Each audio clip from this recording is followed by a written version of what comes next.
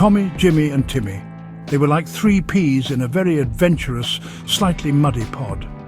Tommy was the brave one, or so he said. Jimmy was the worrier, always expecting the worst.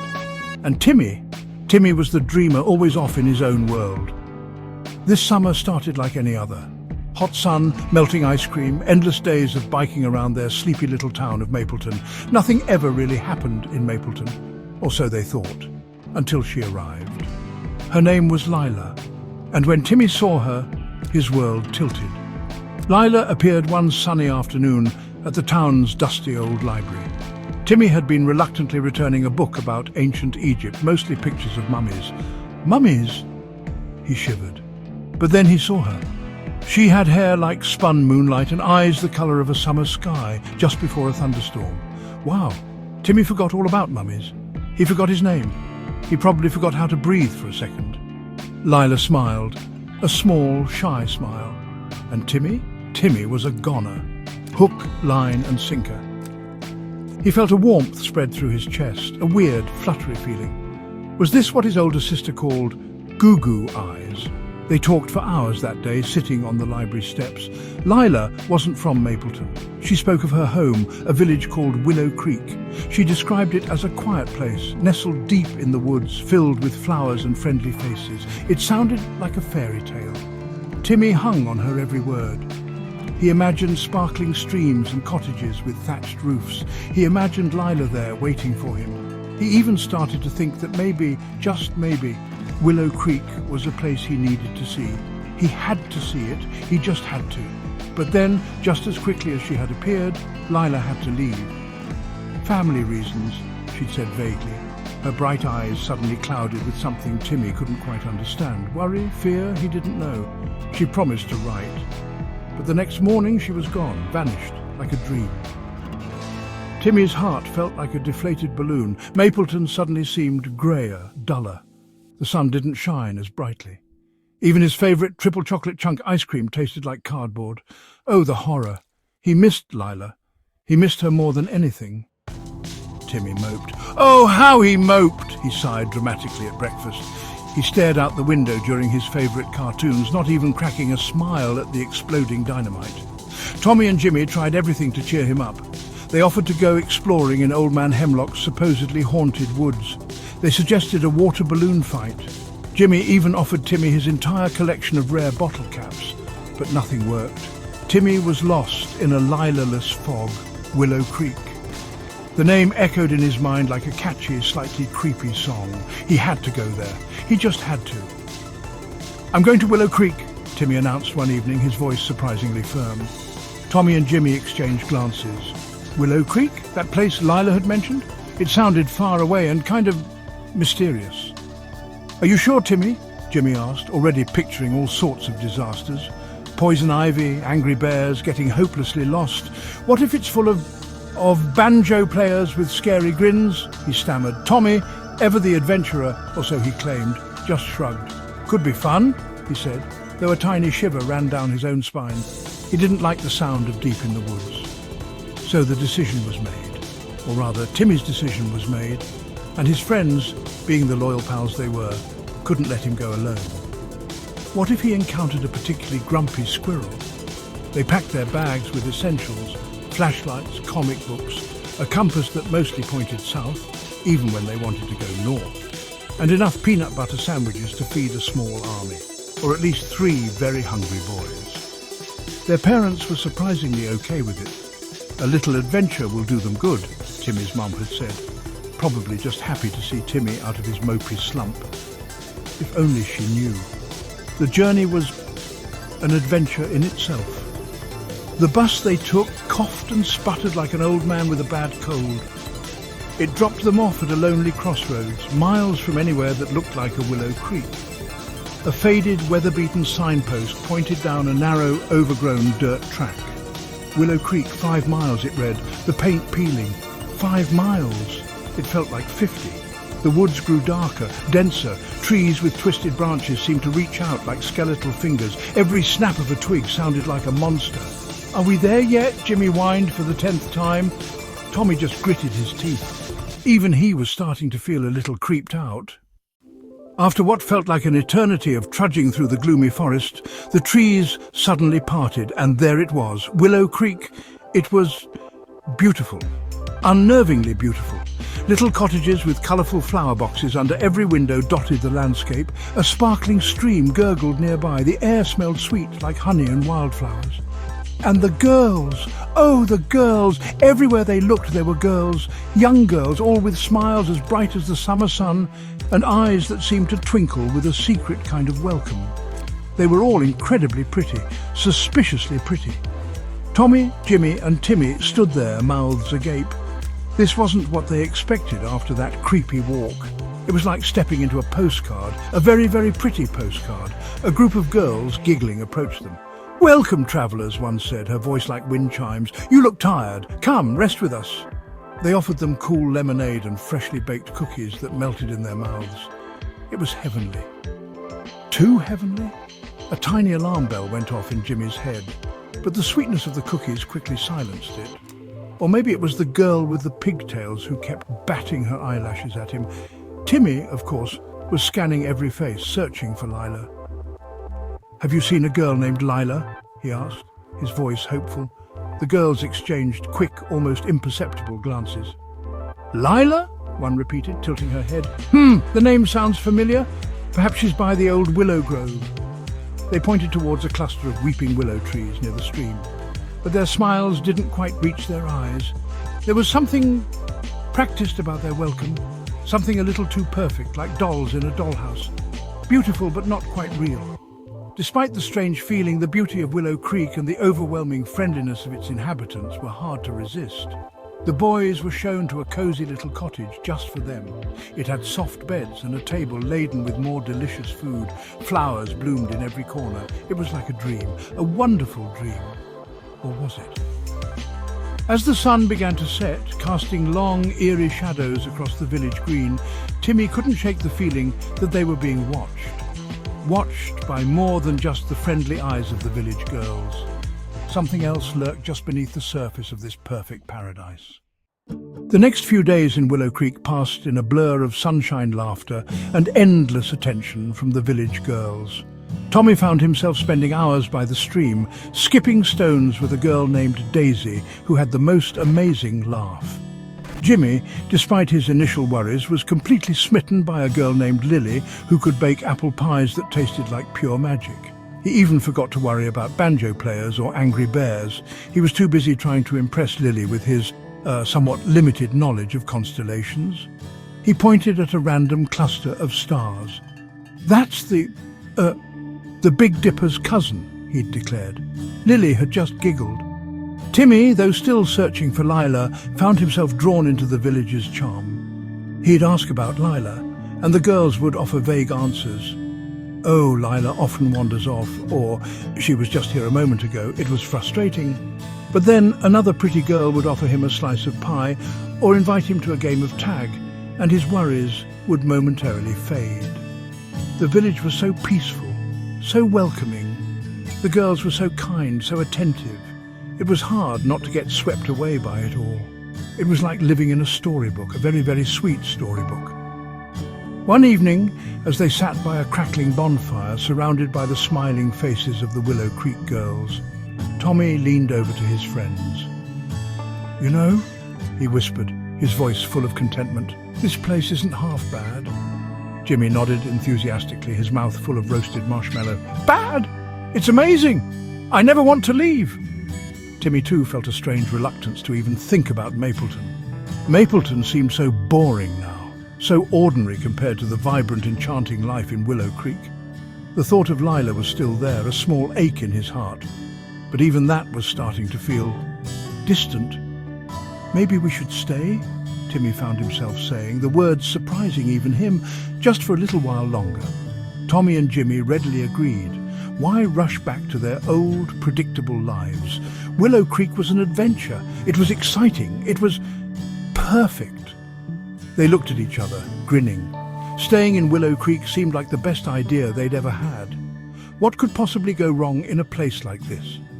Tommy chuckled, throwing another log on the fire.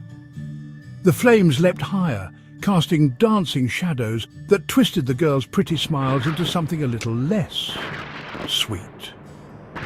But the boys didn't notice. They were too happy, too content, too enchanted. The boys had been in Willow Creek for nearly a week when they finally met the village leader. Her name was Mare Esmeralda. She was an older woman, elegant and poised, with eyes as green as forest moss and a smile that could charm the birds from the trees. Or so it seemed at first. She welcomed them officially, her voice smooth as velvet. "We are so delighted to have such fine young gentlemen gracing our humble village," she said, her gaze lingering on each of them. Timmy felt a shiver, a cold prickle on his skin, despite the warmth of her smile. There was something off about her, something hidden behind those polite words. Strange things began to happen. Little things at first. Tommy's lucky compass disappeared. Jimmy's favourite comic book was found shredded in the woods. Timmy kept hearing faint whispers when no one was around. They all started to feel tired, unusually drained, even after a full night's sleep. The vibrant energy they'd arrived with seemed to be slowly seeping away. The girls of the village were still friendly, still smiling, but their eyes sometimes looked vacant, empty, as if they were puppets and someone else was pulling the strings. The sweet taste of Willow Creek was starting to turn a little sour. One sunny afternoon, a sudden homesickness washed over Timmy. "Let's go exploring outside the village today," he suggested. "Maybe find that main road again." Tommy and Jimmy surprisingly agreed. The endless sweetness was becoming a bit cloying. They packed a small lunch and headed toward the edge of the woods where they thought the path back to the crossroads lay. But the path wasn't there. They searched and searched. Every trail seemed to lead them right back to the village green. It was like the forest itself didn't want them to leave. Panic began to bubble in Jimmy's chest. "This isn't right," he stammered, his eyes wide. "This isn't right at all." That evening, Mare Esmeralda found them by the stream, their faces etched with worry. Her charming smile was gone. In its place was a look of cold amusement. "Thinking of leaving, boys?" she asked, her voice no longer velvety but sharp as ice. "I'm afraid that won't be possible." She raised a hand, and the air around them grew cold. The beautiful flowers in the village suddenly seemed to droop. "You see," she hissed, her green eyes glowing faintly. "Willow Creek likes its visitors. It likes them to stay, forever." And then she cackled, a sound that wasn't charming at all. It was the cackle of a witch. They were trapped by a witch. The boys were thrown into a dark, damp cellar beneath the mayor's cottage. The door slammed shut with a terrifying thud. Thud! Darkness enveloped them. Cold fear gripped their hearts. They were prisoners of a witch. Jimmy started to blubber. Tommy for once didn't feel very brave. He felt sick. Timmy just sat there, stunned. How could this have happened? How could their perfect paradise turn into such a horrible nightmare? The other girls in the village, were they witches too, or were they trapped, just like them? Their pretty smiles now seemed like grotesque masks. Hours passed, or maybe it was minutes. It was hard to tell in the suffocating darkness. Despair began to set in. They were doomed to spend eternity in this creepy village, probably turned into garden gnomes or something equally horrifying by Mare Esmeralda. Timmy thought of Lila. Where was she in all this? Was she one of them, a witch in disguise? The thought made his heart ache even more than the fear. He wished he'd never heard of Willow Creek. He wished he was back in Mapleton, eating his mum's slightly burnt pancakes. Even that sounded like heaven now. Suddenly, a faint scratching sound came from the other side of the cellar door. Scratch, scratch. Then a tiny sliver of light appeared as the door creaked open. Creak! A figure slipped inside, cloaked in shadows. The boys tensed, ready for the worst. Was it Mare Esmeralda back to gloat? Or worse? But then a familiar voice whispered, "Timmy, are you in here? It was Lila! Lila!" Timmy's heart leapt. She looked pale and scared, but her eyes were clear, not vacant like the other girls. She held a flickering candle, its small flame pushing back the oppressive darkness. Lila rushed to them, her face a mixture of relief and terror.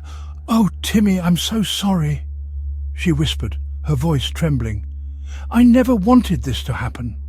She explained that she hadn't been fully cursed by Mare Esmeralda. Years ago, her grandmother, who knew a thing or two about old magic, had given her a small, unassuming moonstone pendant. She said it would protect me from unseen shadows, Lila explained, clutching the pendant at her neck. It had weakened Esmeralda's hold on her, enough for her to keep her own will. She wanted to help them. She had to help them escape this nightmare.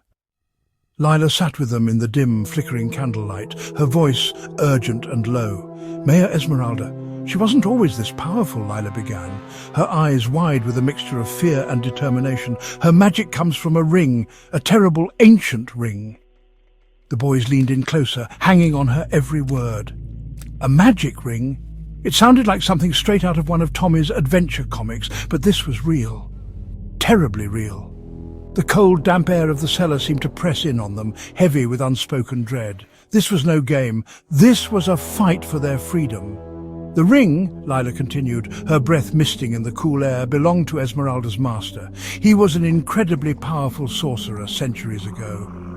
Some say he was the one who first laid the enchantments on Willow Creek, twisting it into this beautiful prison. She shivered, pulling her shawl tighter around her shoulders. Esmeralda was just his apprentice.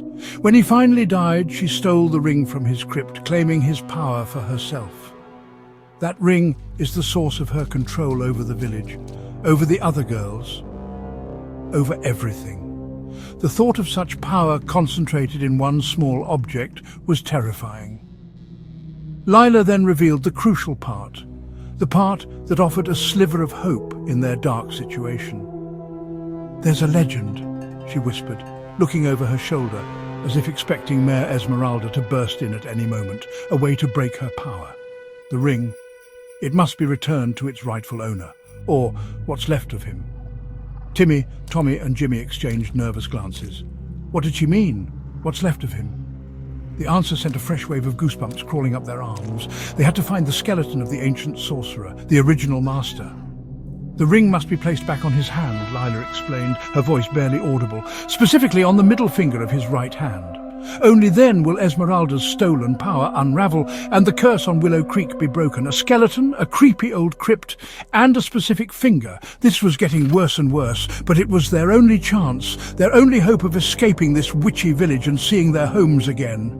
The skeleton is hidden," Lila added, "somewhere in the Dead Shell cave. The cave as deadly as hell long year ago, but lucky it isn't deadly anymore.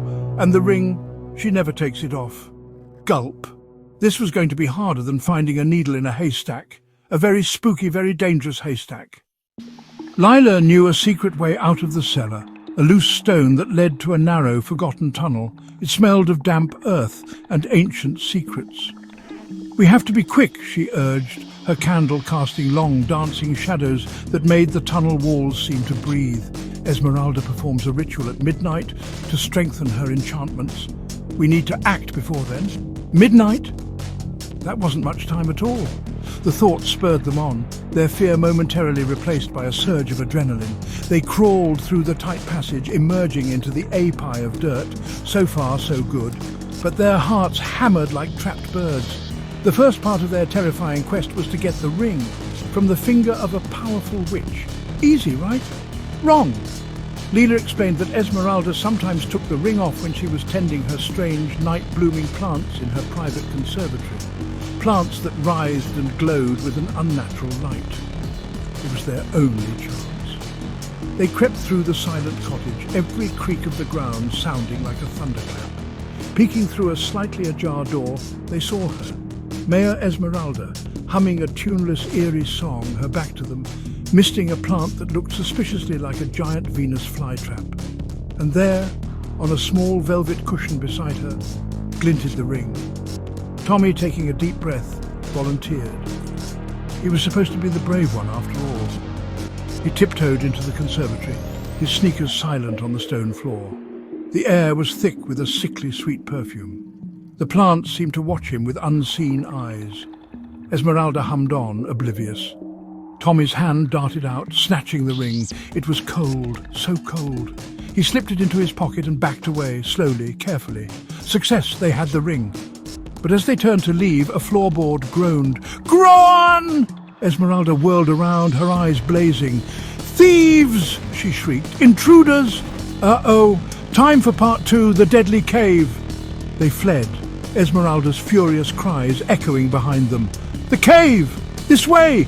Lila yelled, leading them out of the cottage and across the moonlit village green. The other girls, the ones with the vacant stares, began to stir, drawn by the commotion. Their pretty faces were now twisted into blank, menacing expressions. They started to move towards the boys, slowly, unnervingly. It was like a scene from a zombie movie. They had to reach the cave. They had to find that skeleton inside the pile of dirt. They digged quickly and took the skeleton, and they had to do it before Esmeralda or her creepy chorus line of cursed girls caught them. The race against the moon and against a very angry witch had begun. The forbidden tower loomed before them, and they think it was a cave, but no, dark and menacing against the star-flecked sky. Its stones were crumbling, and ivy clung to its walls like grasping claws. Lila pushed open the heavy oak door. Creak! A gust of musty air, thick with the smell of dust and decay, washed over them. "He's at the very top," Lila whispered, her voice trembling despite her bravery. Up they went, spiralling stone stairs that seemed to climb forever into the darkness. Cobwebs as thick as curtains brushed against their faces. Strange rustling sounds echoed from the shadows. Was it rats? Or something worse, Jimmy whimpered, convinced a giant spider was about to drop onto his head. Finally, they reached the topmost room. It was circular, with a single grime-covered window looking out over the cursed village. And there, in the centre of the room, seated on a grotesque stone throne, was the skeleton. They think they already have the skeleton, but no, they didn't. The one they dig was fake. It was a lot of time to dig it up. It was draped in tattered black robes, its bony fingers clutching a decaying sceptre. A silent, grinning skull seemed to mock them. This was him, the ancient sorcerer. Tommy fumbled in his pocket for the ring. His hand was shaking so badly he almost dropped it. The right hand, Lila reminded him urgently. The middle finger? The skeleton's right hand lay palm up on the armrest, its bony digits long and yellowed. Just as Tommy reached for the skeletal hand, the door to the tower room burst open. Slam! Mayor Esmeralda stood there, her face a mask of fury, her eyes glowing with malevolent green light. "Fools!" she shrieked, her voice cracking like breaking ice. "You think you can defy me? You think you can steal what is mine?" She raised her hands, and bolts of green energy shot towards them. They ducked. Lila screamed, "The ring, Tommy, now!" Esmeralda lunged, but Jimmy, in a surprising act of courage, threw an old dusty shield he'd grabbed from the wall, deflecting her momentarily. "Hurry!" he yelled. Tommy scrambled forward, his heart pounding against his ribs like a wild drum. He grabbed the skeleton's cold, bony middle finger and, with a grunt of effort, slid the ring onto it. For a moment, nothing happened. Esmeralda laughed, a triumphant, chilling sound. Too late, little heroes. But then the ring began to glow. A brilliant, blinding white light filled the room. The skeleton seemed to sit up straighter. A low groan echoed from its empty ribcage. Esmeralda screamed, a different kind of scream this time, a scream of pain. The green light in her eyes flickered and died. She stumbled back, clutching her head as the stolen power was ripped away from her. The curse was breaking. The villagers below, the ones with the vacant stares, began to stir, their eyes clearing, confusion replacing the emptiness. Willow Creek was free. And as for Mayor Esmeralda, she shriveled, she shrank, until all that was left was a pile of dust and a very ordinary, non-magical old dress. They had done it. They had actually done it. They were safe, or were they? As they stumbled out of the tower, back into the now normal village, Timmy couldn't shake the feeling that the skeleton had winked at him. Just a tiny, bony wink. Probably just his imagination. Probably.